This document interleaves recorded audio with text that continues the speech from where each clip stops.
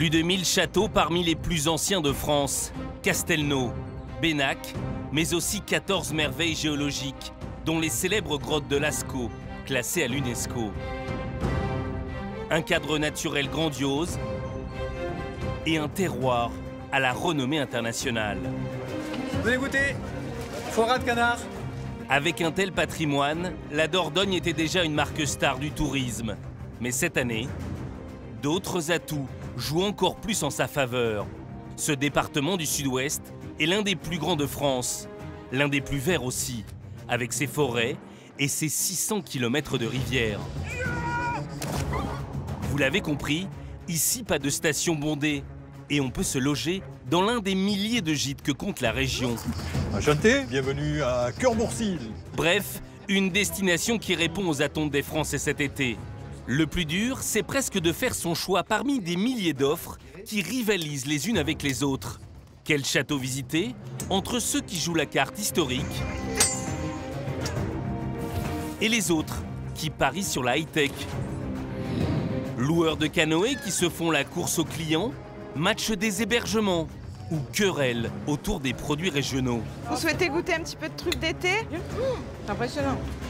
Comment chacun tente-t-il de vous attirer et de profiter des trésors de ce terroir? Attention de ne pas glisser, hein.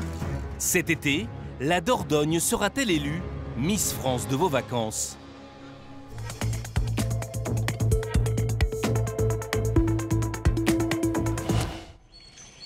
A priori, pour attirer les familles en été, la Dordogne part avec un handicap.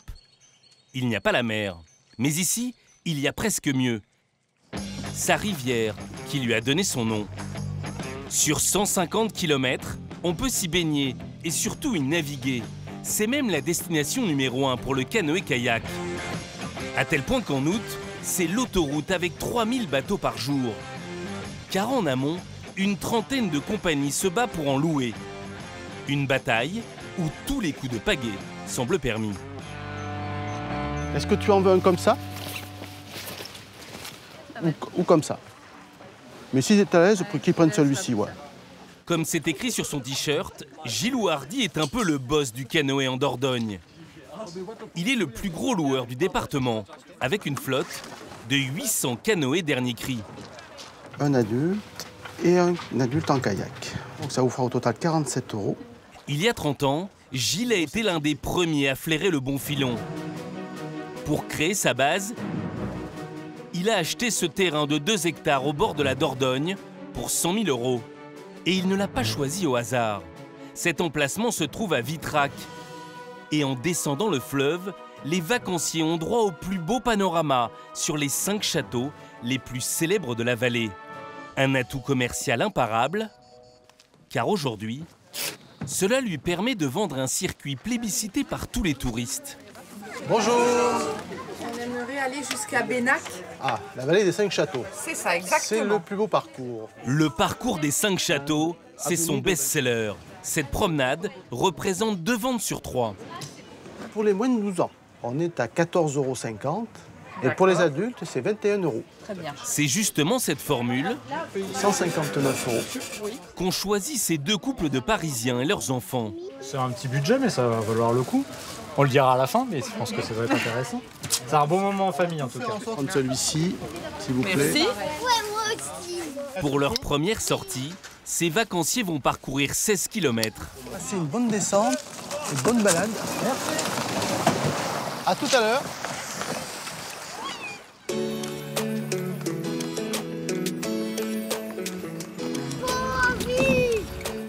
Durant cette promenade sur la Dordogne, ils vont profiter d'un panorama exceptionnel. Ça donne une autre perspective. C'est très joli. Magnifique. Et prendre le temps de s'offrir une petite baignade.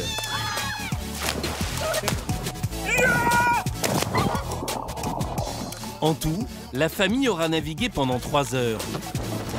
Ça s'est bien passé, ça vous a plu? C'était parfait. Gilles vend chaque jour jusqu'à 500 circuits des 5 châteaux. Un volume qui lui permet d'importantes économies d'échelle. Car pour ramener tous ces vacanciers à leur point de départ, 16 km plus haut sur le fleuve, Gilles a trouvé la meilleure méthode. Bon, messieurs, dames, je vous invite à prendre le bus. C'est l'heure. il a investi 230 000 € pour acheter 10 autocars de 50 places.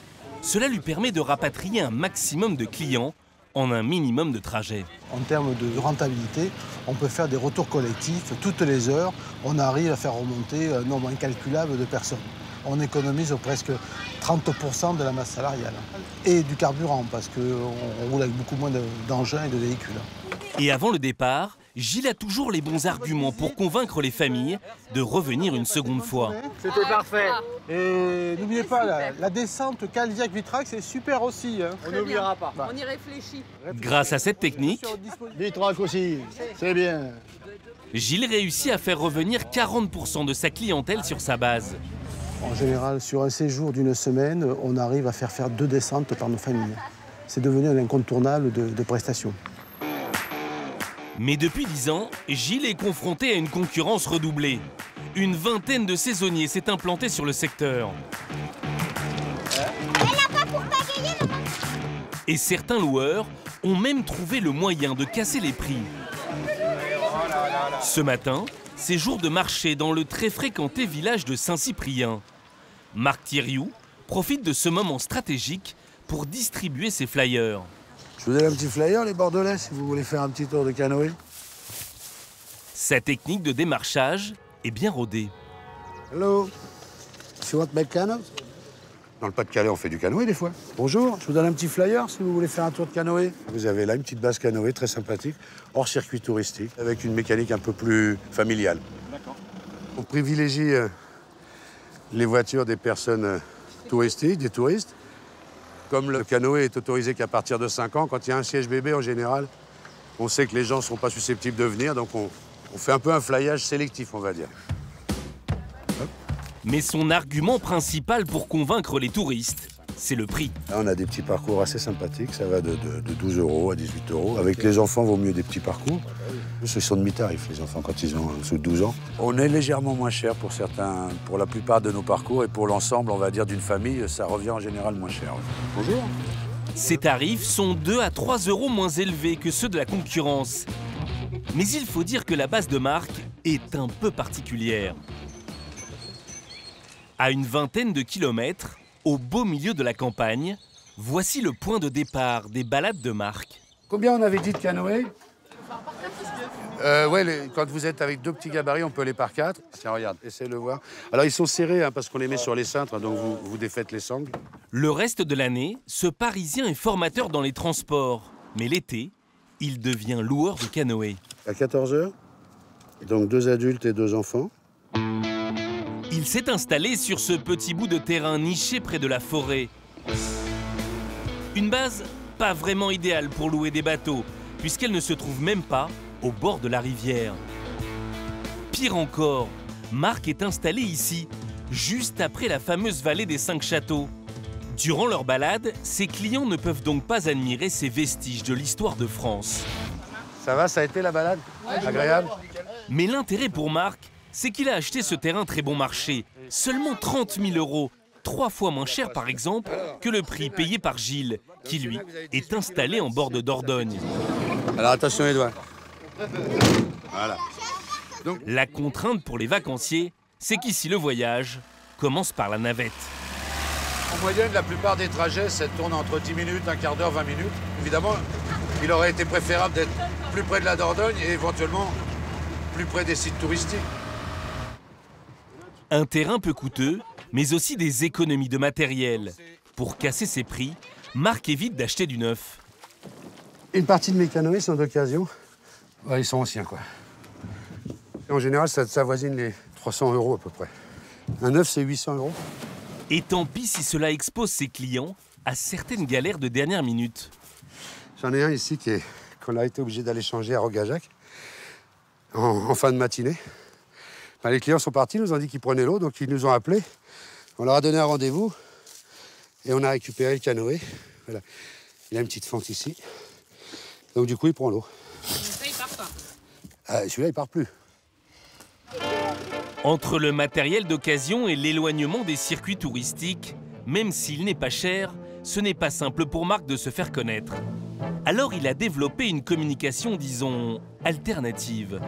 Vous savez qu'il y a l'option déguisement, si vous avez envie de le faire, vous pouvez. Après chaque parcours, il propose un petit bonus qui plaît beaucoup aux familles. Accessoire à chapeau au milieu, il y a des yeux de pirate aussi, un petit peu tout. Une séance déguisement sur le thème des pirates. Il manque une balafre. Mais non, tu l'as mis façon académicien, là, c'est pas pirate, ça. Dans l'autre sens. Attends, je vais prendre le crochet. C'est principalement du matériel qu'on trouve en brocante, en fait. Ça fait le petit souvenir sympathique, ça fait le petit truc qui est agréable. Au final, ces accessoires n'ont coûté que 50 € à Marc. C'est parti, vous y êtes? Et la séance photo est totalement gratuite. Là, c'est pas mal, là. Bon, celle-ci, ce sera Paris même, de toute façon. Un petit tour de canoë, après on se déguise, on s'éclate, c'est des vacances, c'est génial. les mains. Des photos gratuites, en plus. Il va nous les envoyer chez nous. Super. Mais pour Marc, ce petit cadeau qui ne lui coûte presque rien, c'est surtout une méthode de promotion extrêmement efficace. Car en fin de journée, avec l'accord des vacanciers, le saisonnier va poster ses photos sur tous les réseaux sociaux. Les gens communiquent entre eux et incitent d'autres à, s'ils viennent en Dordogne, à aller... Même le Facebook, ça peut marcher à l'autre bout de la planète. Donc ça aide à ce que les gens soient incités à venir plutôt chez moi s'ils viennent dans les parages. Ça coûte rien en tant que tel. C'est une vitrine, on peut l'appeler comme ça, oui. Attirés par ses photographies, bon enfant et ses petits prix, ce sont 1000 vacanciers qui viennent chez Marc entre juillet et août. Grâce à cette activité saisonnière, Marc réalise 14 000 € de chiffre d'affaires. Les coûts d'entretien s'élèvent à 11 000 €. Résultat, il réalise 3 000 € de bénéfices et se verse 1 250 € par mois. Et cela ne fait pas les affaires des anciens du secteur, comme Gilles Ouardi, le leader du marché. Dis-moi, Baptiste, t'as l'état des réservations? Ça rentre encore une quinzaine pour ce matin. Ah, quand même. Il surveille de très près ses nouveaux concurrents qui grignotent peu à peu sa clientèle. Aujourd'hui, on est quand même sur un secteur très concurrentiel. Et les réductions, les promos, c'est devenu très important maintenant parce que les clients sont très sensibles à ce genre de prestations. Hein. Là, il fait moins 2 € sur le parcours. Moins 2 €, donc sur 20 €, ça vous fait quand même 10% de remise pour tout le monde, quoi. Alors Gilles a décidé de riposter. Lorsque les réservations sont faibles sur le week-end, lui aussi casse ses prix, avec des promos spéciales sur les réseaux sociaux. Je vais la mettre en place parce que pour ce week-end, ça a l'air d'être un petit peu calme. Donc là, je vais essayer de mettre un code promo de 20% si t'es OK. Quand on repart sur un samedi, c'est une nouvelle semaine qui s'annonce et c'est de suite qu'il faut se signaler. Et par les réseaux sociaux, ça va très vite. Mais les promos, ce n'est pas suffisant. Pour augmenter son chiffre d'affaires, Gilles a dû imaginer de nouvelles sources de revenus.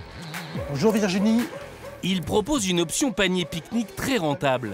Demain pour les pique-niques, il m'en faudrait 6, plus un végétarien. Un sandwich maison, une boisson et un dessert. Prix de revient de ce panier repas, moins de 5 €. Gilles va le revendre 10 €, soit une marge de 100%. Voilà. Merci beaucoup. Tout frais de ce matin. Mais ce n'est pas tout. Pour se démarquer, il a trouvé encore mieux, en investissant dans du matériel qu'aucun de ses concurrents ne peut s'offrir.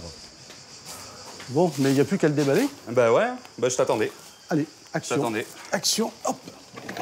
Tout juste arrivé ce matin, voici l'arme fatale de Gilles pour la saison à venir. Un canoë en polycarbonate ultra résistant et entièrement transparent. Il arrive de Chine. C'est un bateau qui est relativement cher, il s'est à plus de 1 500 €. Ça a été compliqué de le faire venir. Et voilà, donc on va tester, c'est un pari, quoi. Hein. Mais j'aime bien les challenges. 1 500 €, c'est 2 fois plus cher qu'un canoë classique. On va se mettre comme ça. Tiens, regarde si tu vois des poissons. Ah tiens, regarde, il y en a 2 là. On est passé juste au-dessus. Ah, c'est chouette. Avec cette nouveauté, Gilles va pouvoir proposer un nouveau type de balade tout inclus. On vient de voir que ce bateau a quand même un gros potentiel. On voit les poissons comme on ne sait jamais les voir. Alors, ce produit sera vendu 70 € par personne. C'est une prestation qui va comprendre les services d'un moniteur, une descente sur une vingtaine de kilomètres et un repas autour des poissons de la rivière. À 70 € par personne, la balade sera facturée 3 fois plus cher qu'un tour de canoë classique. De quoi rentabiliser rapidement son investissement. Et pour terminer, pendant que ses concurrents distribuent des flyers sur les marchés, lui, il a décidé de frapper plus fort. Il va chercher ses clients directement chez eux. Dans ce camping, comme tous les dimanches, les nouveaux arrivants ont droit à un pot de bienvenue.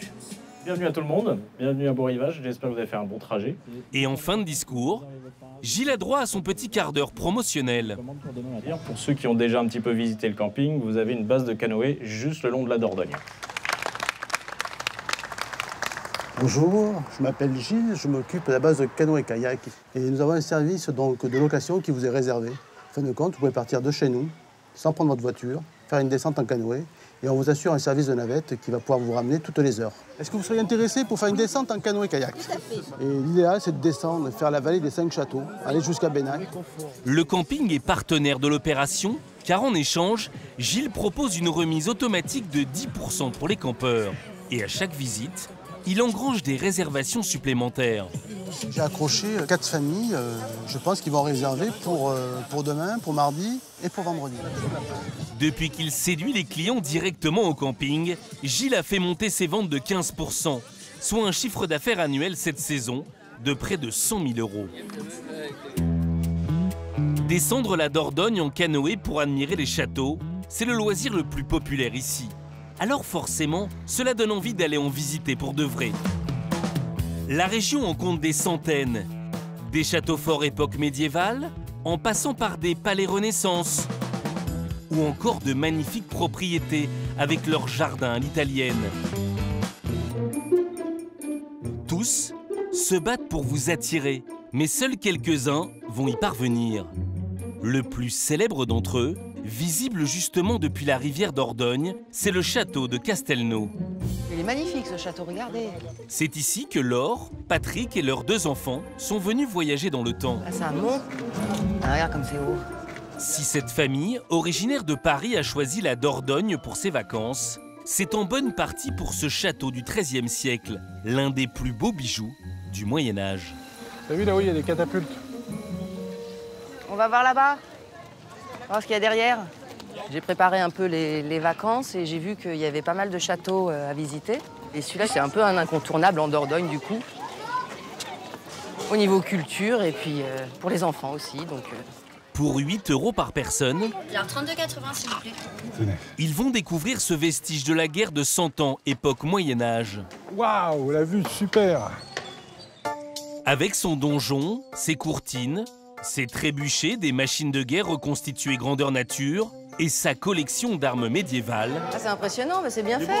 Une belle reconstitution. Ah, mais on s'y croirait, hein. Castelnau est le fleuron de la Dordogne.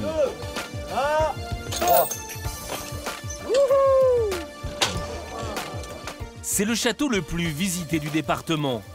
Un succès qui aujourd'hui a l'air évident. Retirez votre truc. Merci. Et pourtant, qui aurait misé un seul écu au départ? Car il y a encore 50 ans, Castelnau, cela ressemblait à ça. Une ruine totalement abandonnée depuis la Révolution française. Et celui qui a fait le pari de le faire renaître, c'est lui, Kléber-Rossillon. Voilà, c'est la visite de midi. Vous avez un petit peu moins de monde que la visite, visite précédente. Et comme tous les matins en été, le propriétaire vient fébrilement prendre le pouls de la fréquentation. Dans tous les cas, les forgerons à l'époque, c'est quand même un métier qui est très respecté parce que... Car sur ce projet, l'homme a investi énormément d'argent. En 1982, cet ancien ingénieur a hérité du château qui appartenait à sa famille. C'est le début d'une folle aventure. D'abord, il se lance dans de gigantesques travaux pour rénover l'édifice. Budget, plus de 2 millions €. Financé à 65% sur sa fortune personnelle et à 35% par l'État. Objectif, ouvrir le château au public et en faire une affaire rentable. Car selon lui, le potentiel est là. Castelnau, c'est un des plus grands châteaux de Dordogne et celui qui évoque le mieux le Moyen-Âge. Mais le défi de Kléber ne s'arrêtait pas là. Même rénové, son château offrait encore peu d'intérêt touristique. À l'intérieur, tout était vide. Alors comment le remplir? Eh bien Kléber a trouvé la solution. Il a créé ce musée sur la guerre au Moyen-Âge, avec près de 250 armes et armures anciennes, qu'il a achetées parfois au prix fort dans des ventes aux enchères. Voici une de nos plus belles acquisitions. C'est une armure qui est attribuée à Antoine de Bourbon, le père d'Henri IV. Et c'est une pièce très rare, oui. Je vous en dirai pas le prix, mais c'est plus de 100 000 €. Je ne devais pas regarder de près cette hallebarde. Ah oui, il y a quelques points de rouille, donc... Ça, c'est une hallebarde du début du XVIe siècle, qui est d'origine probablement allemande. Le plus savoureux, c'est que comme la plupart des pièces exposées ici, ces reliques n'ont strictement rien à voir avec l'histoire de la Dordogne. Le bateau à feu, c'est un grand morceau de bois au bout duquel on a mis une mini-bombarde. Mais peu importe, elles rendent la visite plus ludique en plongeant les visiteurs au temps des chevaliers. La poudre à l'intérieur va réagir, ça fait expulser un gaz et sous la pression, le boulet est expulsé. Grâce à ce musée médiéval, la billetterie enregistre 122 000 entrées par an. Paris gagné alors? Eh bien pas tout à fait, car les recettes c'est surtout l'été, alors que les dépenses c'est toute l'année. Kléber doit entretenir en permanence murs et toitures, un chantier sans fin. Le reste du château est fait, il ne vous reste plus que ça. Il ne reste plus que ça. Et vous avez fait les façades? Par exemple, il faut tous les ans retirer les mousses et les mauvaises herbes qui s'incrustent dans les remparts. Et comme le château est privé, il n'a le droit à aucune aide publique. Kléber doit financer lui-même l'entretien, 120 000 € par an. C'est un gros budget. Si on ne faisait pas ça, le château se redétruirait. Pour couvrir ses frais, Kléber doit donc augmenter ses recettes. Il a eu alors une idée, distraire le plus longtemps possible ses visiteurs. Et toute l'astuce, c'est d'offrir des animations gratuites, vous allez comprendre. Baissez-vous! Essayage d'armure. C'est très lourd, hein. J'ai pas la force en fait de lever les bras, c'est ça. Démonstration d'artisanat à l'ancienne. Est-ce que vous connaissez certains des outils que je vais utiliser là pour travailler? Hop.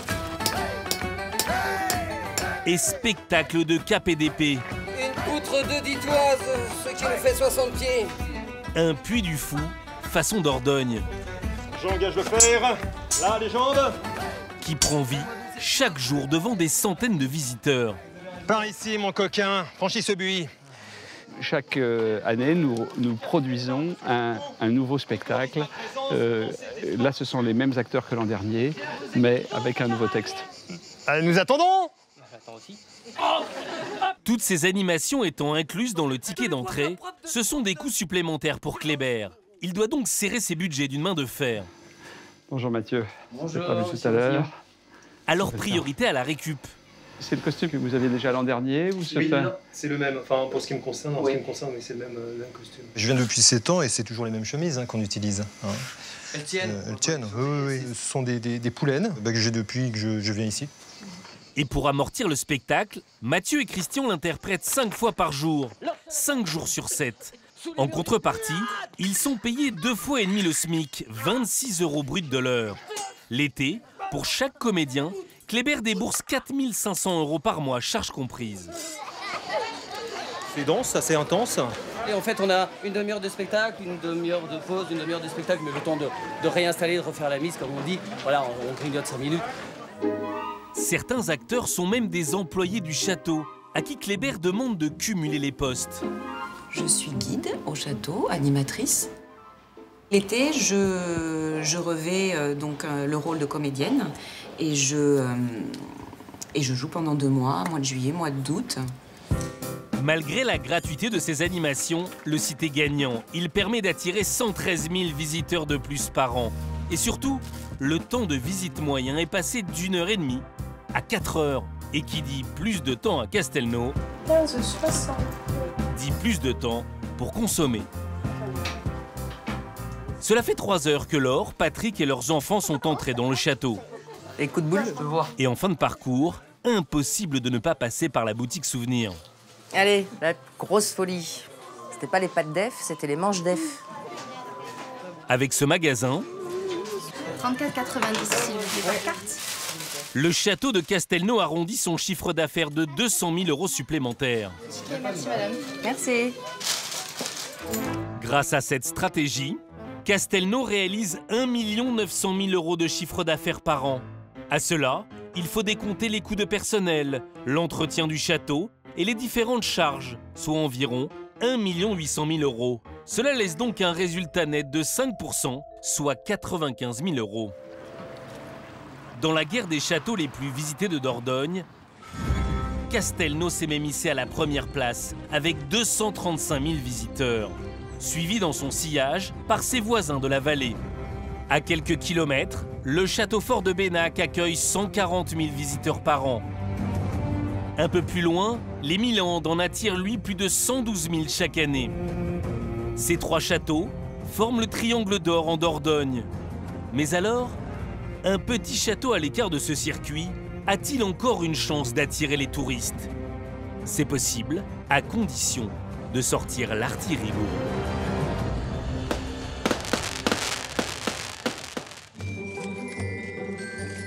Voici par exemple le château de Bourdeil, propriété du département de la Dordogne. Et il faut bien l'avouer, on ne s'y bouscule guère à l'entrée. Est-ce qu'on a eu des réservations? On y a près de 4 personnes. 4 personnes.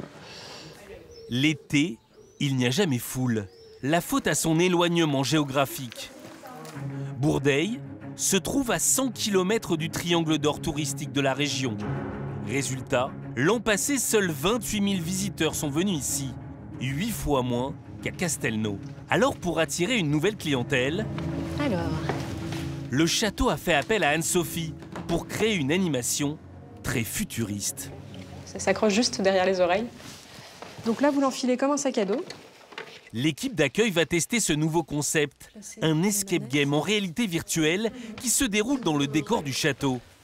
Donc là, c'est concrètement un ordinateur qu'on a sur le dos. Et là, vous avez en fait de chaque côté des écouteurs qui vont vous permettre d'entendre les autres joueurs et le maître du jeu qui va vous donner des indices. Une fois équipé, chaque participant sera plongé au Moyen-Âge dans une aventure digne d'un jeu vidéo. Tout se joue ici, dans un carré de 3 mètres par 3. Les capteurs qui sont de chaque côté vont capter les mouvements du joueur. Est-ce que vous êtes bon? Vous voyez tous quelque chose? Je suis toute seule. Il n'y a personne avec moi. Alors on va pouvoir commencer la partie. Les visiteurs feront un saut dans le temps, la vie de château en pleine guerre de 100 ans, avec des énigmes à résoudre et des ennemis à combattre. C'est pile l'attraction que cherche Alexandre, le gérant du site. Qu'est-ce qui va à un moment motiver un visiteur à venir visiter le château de Bourdeil avant d'aller visiter un autre château? Ça peut être justement ce genre d'animation unique. Donc l'idée, c'était de créer un nouvel attrait, un nouvel intérêt à ce niveau-là pour motiver ce détour des visiteurs et venir nous rendre visite. Et le plus malin dans cette histoire, c'est que cette animation coûte bien moins cher que des murs à refaire ou des armures à acheter, comme à Castelnau. Comptez 35 000 € pour l'équipement, auquel il faut rajouter la numérisation des décors dans lequel se déroule le jeu. Vous êtes dans la grande salle d'audience. Ils sont habillés comme au moment du siège au XIVe siècle. Un travail de longue haleine qui a coûté 265 000 €. Au total, le château a donc déboursé 300 000 € pour lancer cet escape game numérique. Pour avoir de lumière. C'est tout de même un gros investissement pour ce petit château. Alors pour l'amortir, ce sera en supplément au prix du billet. La visite du château est à 10 €. Pour ceux qui voudront aussi jouer, il faudra débourser le double, 20 €. Mais le plus dur maintenant, c'est de donner envie aux touristes de venir visiter ce château méconnu, hors des radars. Alors pour rabattre le chaland, pas le choix. Il faut aller chasser sur les terres des concurrents. À 25 km de Bourdeil, c'est là que Vincent et Marion entrent en scène. Qu'est-ce qu'on fait? Moi, je fais cette... l'intérieur et moi, je repars vers l'autre place. Ouais, ça marche. Et c'est parti pour une distribution de flyers avec un seul message pour les attirer. Il y a un nouvel escape game qui a été créé au château de Bourdeil à 30 minutes d'ici. Non? Bon, bonne journée. Leur stratégie, cibler les familles avec adolescents en espérant que leurs parents accepteront de s'éloigner du centre du département pour aller jusqu'à Bourdeil. Donc c'est à la fois intéressant pour les jeunes parce qu'il y a le côté escape game, réalité virtuelle qui plaît beaucoup, mais même si c'est pas quelque chose qui nous plaît spécialement, ça vous permet de voir le château de Bourdeil à un moment T, à une certaine époque en fait. Donc ça vient vraiment en complément de la visite. Ouais, pourquoi pas. Ok. Merci. Bonne journée. Au revoir. Au revoir. Des opérations séduction comme celle-ci, l'équipe du château va en organiser 3 fois par semaine. C'est justement ce qui a amené Sébastien, Aurélie, Samuel et Élodie jusqu'à Bourdeil. Ces vacanciers sont adeptes des escape games traditionnels. Et alors par ici, toujours tout droit. Et bon jeu. Ils ont dépensé au total 80 €. Voilà. Pour la visite du château et l'animation. C'est une première, je ne l'ai jamais fait, on m'en a parlé et donc j'ai voulu essayer. Alors, je vais vous lancer dans le premier niveau. Mallory va leur servir de guide dans le jeu. N'hésitez pas à taper un peu fort. Mais elle a aussi un autre objectif. Ils sont 4. Elle veille à ce que les joueurs ne s'éternisent pas trop longtemps pour que le jeu accueille un maximum de monde et soit plus rentable. S'il le faut, elle souffle les bonnes réponses pour hâter les joueurs vers la sortie. Allez, allez. Il y a une personne qui n'a pas encore lancé son trépied. Il faut que cette personne prenne la corde sur le sol. On va être pour chaque niveau entre 10 minutes et un quart d'heure. Par jour, on peut être du coup à 6 parties. C'est l'objectif. 3 quarts d'heure plus tard, les joueurs sont sous le charme. Ah, très très bien. À refaire. 2, 3. Et pour Alexandre, le responsable, les réservations commencent à tomber. L'idée, c'était 20 joueurs par jour. Et rien qu'une journée comme aujourd'hui, on était à 18 aujourd'hui. Donc voilà, c'est l'objectif, il est là, il est dans nos mains, quoi. On est dans la très bonne voie.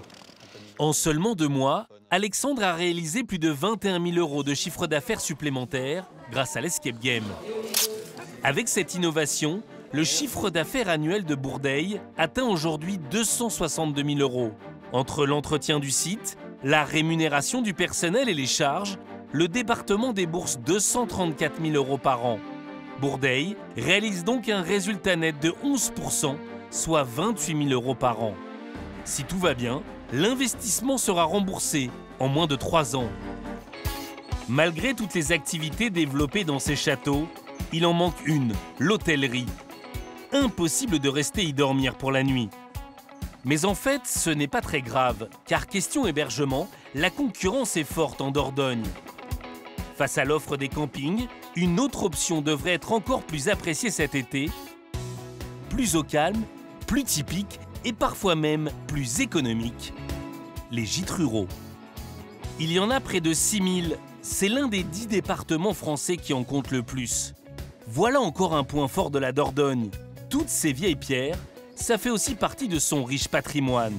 Et manifestement, il inspire de plus en plus de propriétaires à se convertir en hôteliers très avisés. Dans le hameau de Curboursil, à 3 km de Sarlat. Bonjour. Enchanté, Dominique Jalès, et bienvenue à Curboursil. Merci. Dominique Jalès accueille de nouveaux hôtes. Ferme familiale depuis des décennies. Hein. C'est du typique périgourdin. Petit réfrigérateur ici, lave-linge, une four micro-ondes, petite chambre avec les 2 lits. Hein. Voilà la deuxième chambre. Une petite salle d'eau ici, un meuble lavabo. Impeccable. Ce gîte tout confort pour 4, il le loue 660 € la semaine. C'est 30 % moins cher que la location d'un bungalow dans les campings alentours. Une formule économique qui a séduit cette famille d'enseignants. On a fait beaucoup de campings et beaucoup de gîtes. Ce qui fait qu'on abandonne les campings, c'est 2 raisons. D'abord, les prix qui sont de plus en plus élevés, je trouve. Donc ça c'est un peu problématique. Et puis, c'est bruyant. Pourtant, rien ne prédestinait Dominique à devenir hôtelier. À l'origine, il était agriculteur. Mais il a entamé une reconversion complète. Et avec sa femme Brigitte... Je vais prendre les plus hautes. Les plus hautes ici, voilà. Il a transformé son ancienne ferme à tabac en hébergement pour touristes. Au départ, c'était ça. Voilà. Donc on revoit hein, le séchoir à tabac, l'ancienne grange, parce qu'on faisait quand même un petit peu de polyculture, donc on avait une dizaine de vaches. Il faut savoir qu'en Dordogne, les grosses particularités, c'était le tabac et le lait. Donc à partir du moment où ça n'a plus marché, on s'est retrouvés avec des granges qui ne servaient plus à grand-chose. Dominique a réalisé l'essentiel des travaux lui-même.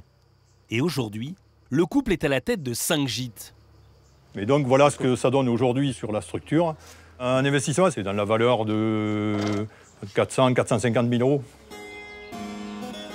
Et pour attirer les familles avec enfants, ils ont aménagé leur terrain avec une piscine, un terrain de pétanque, une aire de jeu et un parking à vélo en libre service. Le problème, c'est que Dominique n'avait jusqu'alors aucune expérience dans l'industrie du tourisme. Comment va? Comment allez-vous? Ça va bien, merci. Alors pour commercialiser ses gîtes, il a demandé de l'aide à Philippe Borde. Voilà le gîte Le Tilleul, hein. Le petit barbecue là-bas. D'accord, avec une jolie petite vue sur la vallée. Il représente le label Gîtes de France et est spécialisé dans le marché de la Dordogne. Il va aujourd'hui évaluer la dernière habitation rénovée par Dominique. Par ici. Alors, haute aspirante, bien sûr. Four impeccable. Pour obtenir le label, la cafetière, la bouilloire, je l'ai vue. Le gîte doit respecter certains critères. Est-ce que nous avons le Wi-Fi? Oui, tout à fait, oui. D'accord. La télé peut recevoir des clés USB, parce que maintenant les enfants... Je pense, oui, il y a des prises... Il y a ce qu'il faut. Il y a une vraie volonté depuis plusieurs années de rajeunir notre image, puisqu'on avait du mal à capter la clientèle, on va dire, entre les 18 35 ans. Et pour capter cette clientèle, il faut que l'on propose des outils d'aujourd'hui pour que tout le monde puisse avoir accès. Le Wi-Fi, à l'heure actuelle, sans Wi-Fi, on n'arrive pas à louer. Pour bénéficier de ces conseils, et on va faire quelques photos. Dominique ne reverse pas de commission sur ses locations, mais seulement des frais d'adhésion à l'année, soit 1 800 € par an pour l'ensemble de ces 5 gîtes. Un petit sacrifice, mais à ce prix... On va aller regarder comment se présente votre annonce. Dominique profite de la publicité et du savoir-faire du label. Maison indépendante dans un corps de ferme à l'activité. Donc on pourra peut-être travailler maison typique de la Dordogne, en calcaire, calcaire du pays. Il faut mettre en valeur ce patrimoine, montrer aux gens que dans nos départements ruraux, on conserve notre patrimoine, on est très attaché à notre patrimoine. C'est justement le problème pour nous, propriétaires, parce que c'est tellement évident qu'on on oublie bien souvent de le faire partager, quoi. Hein. C'est ça. Hein. Un site qui reçoit 14 millions de visites par an. Il y a quand même une clientèle Gîtes de France, même qui malgré tout se transmet même dans les familles. Hein. Parce que nous, on voit bien, on voit maintenant la 2e génération, ce qui prouve qu'il y a quand même un petit plus que Gîtes de France nous ramène aussi, quoi. Hein. Si Dominique fait tous ces efforts, c'est parce que depuis 5 ans, les gîtes traditionnels font face à une nouvelle concurrence redoutable. Les plateformes de location de type Airbnb. Après avoir envahi les villes, le géant américain s'installe de plus en plus dans les campagnes. En Dordogne, il a déjà mis la main sur plus de 1000 locations saisonnières. On va regarder un petit peu sur le secteur, des gîtes comme ça pour 6 personnes, avec piscine, tous ces espaces de jeu. La concurrence à côté se positionne à 1 200 € la semaine. Pour rester dans la course, Dominique doit aligner ses tarifs. A priori, je voudrais faire des simulations, mais je pense qu'on va arriver entre 950 et 1 000 € la semaine pour l'année prochaine en haute saison. Leur règle, c'est d'être systématiquement 10 à 15% moins cher que l'équivalent chez Airbnb. Et ce qui lui a permis de se distinguer, c'est de mettre en avant les trésors du terroir de la Dordogne. Toutes les semaines, Dominique se transforme en guide touristique et propose à ses hôtes des visites à la ferme. En règle générale, les petits gabarits, c'est les femelles, les gros gabarits, c'est les mâles. Et des dégustations de produits locaux. Chin chin, santé. Qu'est-ce qui vous plaît? Tout. C'est agréable, c'est convivial. Et c'est des choses qu'on n'a pas forcément avec Airbnb ou... non, ça peut être convivial, mais à ce point-là, ça m'étonne. Ces activités sont gratuites et les touristes en raffolent. Grâce à cela, son chiffre d'affaires a augmenté de 8% en seulement 1 an, pour atteindre 50 000 € par saison. Les produits du terroir, voilà encore un atout décisif de la Dordogne pour conquérir les vacanciers. On y vient pour déguster sa célèbre gastronomie. Mais Rançon de la Gloire, c'est aussi peut-être l'une des plus galvaudées. Alors, attention aux pièges à touristes. Ah, vous êtes obligé de manger. Foie gras. Ça pour caler le terrine ou terrine? Charcuterie. Chorizo de canard. Coopérative locale. Vin. Noix. Fraises. Ces spécialités locales sont réputées dans le monde entier. Et c'est sur le marché de Sarlat qu'elle s'expose. Ce rendez-vous gourmand attire chaque été 2 millions de visiteurs. Et voilà 10. Bon week-end. Et depuis quelques années, une nouvelle denrée a de plus en plus la cote auprès des touristes. Lequel vous voulez? La truffe. Allez. La truffe, mais pas n'importe quelle truffe. La truffe, on la garde entre 1 semaine et 10 jours.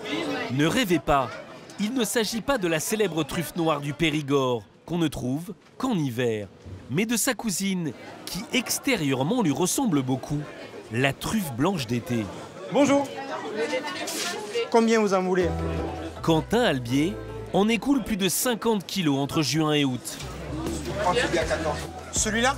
Allez. On essaie de profiter de la région, le foie gras, le saucisson, le champignon. Super bon. Ça tombe bien pour ça. Hein. Cette truffe d'été est vendue entre 120 et 200 € le kilo. Alors que la truffe noire classique, elle, se vend suivant les années de 500 à 1000 € le kilo, 5 fois plus cher. Alors, 24,80. Et si la truffe d'été est beaucoup moins chère, c'est parce qu'en termes de saveur, elle est beaucoup moins goûteuse. Sauf que ça, les touristes ne le savent pas forcément.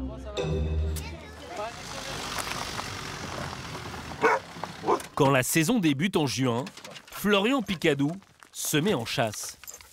Allez, on cherche. Allez, miel. Cherche.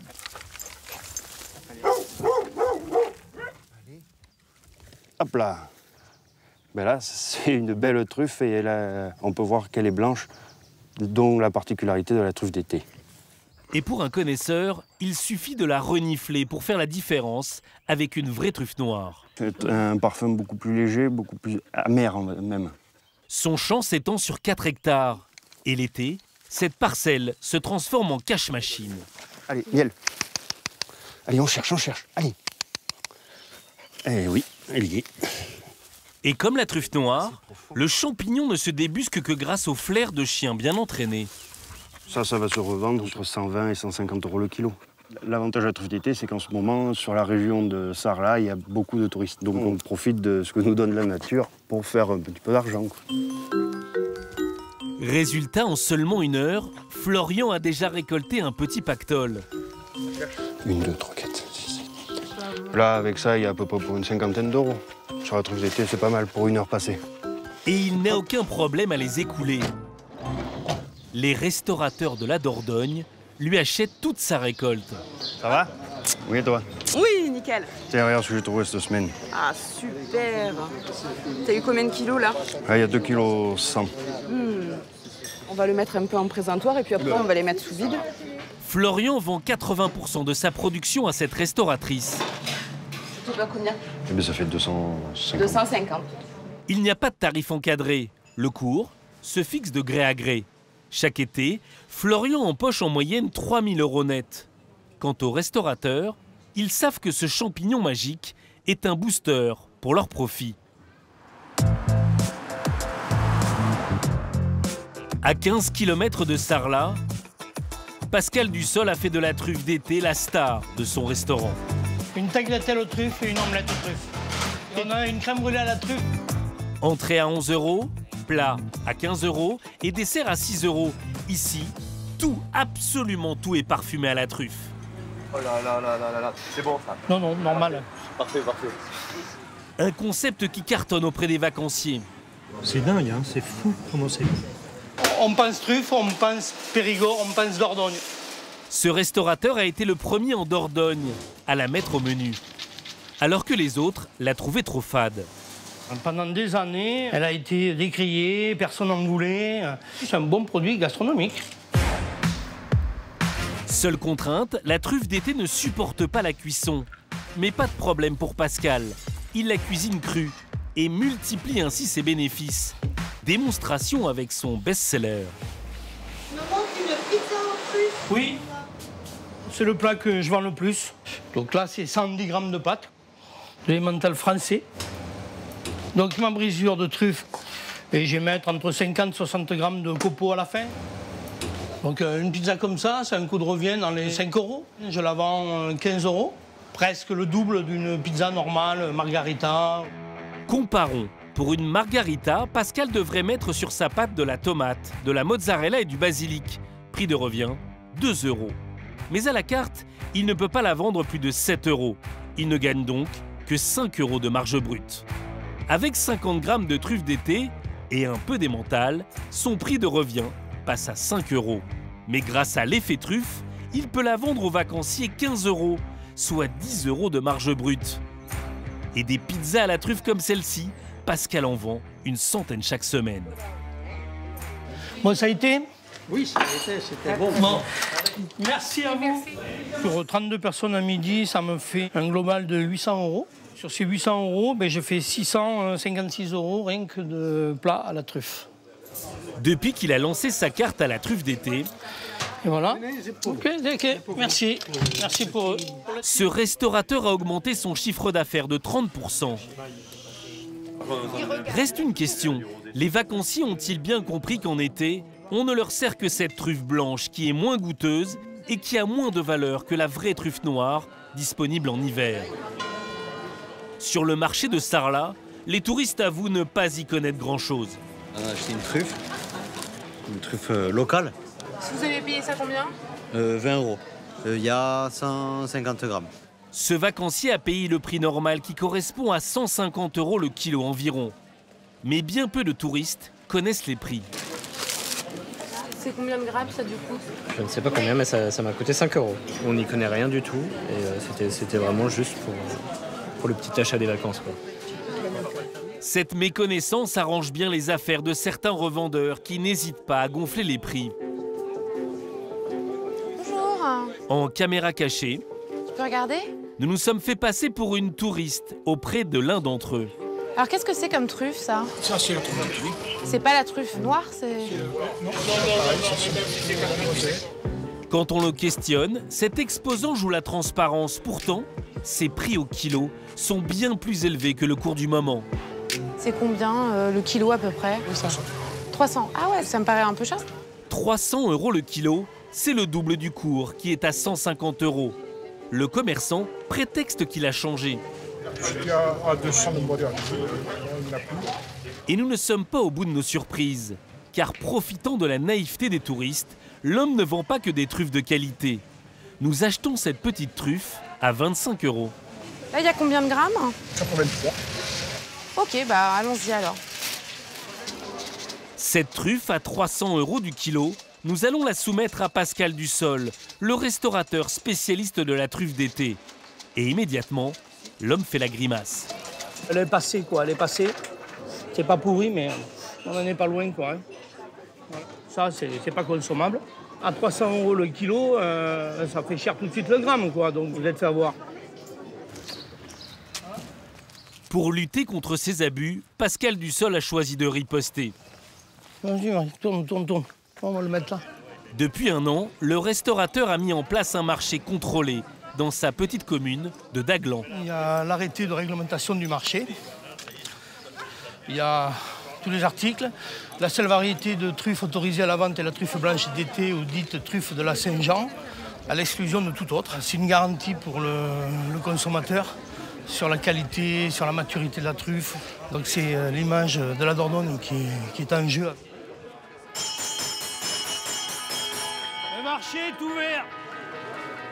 C'est ici que Florian Picadou vend le reste de sa production. Salut Pascal. Ça va bien ? Oui, et toi? Bon, toi, j'en apporte quelques-unes. Il y a à peu près 1,2 kg. Sur ce marché, toutes les truffes sont contrôlées, pesées et étiquetées en fonction de leur qualité. Combien vous en voulez? 500 grammes, ça fait tout ça. Le cours de la truffe d'été n'excède jamais les 150 € le kilo et les prix sont clairement affichés. Choisissez. Voilà, là il y a pour 14 €. Depuis l'initiative de Pascal Dussol, un autre marché contrôlé de la truffe d'été a vu le jour en Dordogne. Une garantie pour les touristes de payer leurs truffes au juste prix et de ne pas repartir sur une fausse note de leurs vacances en Dordogne.